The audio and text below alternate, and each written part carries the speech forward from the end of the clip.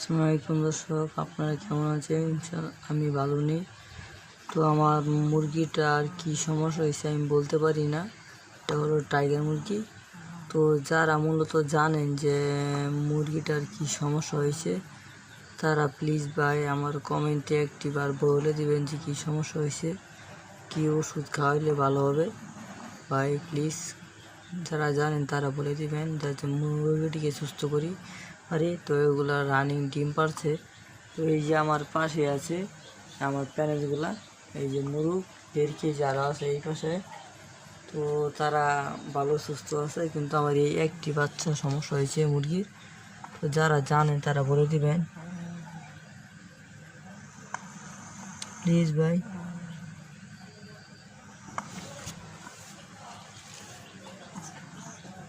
তো যারা জানেন তারা ভাই প্লিজ বলে দেন যে কী সমস্যা।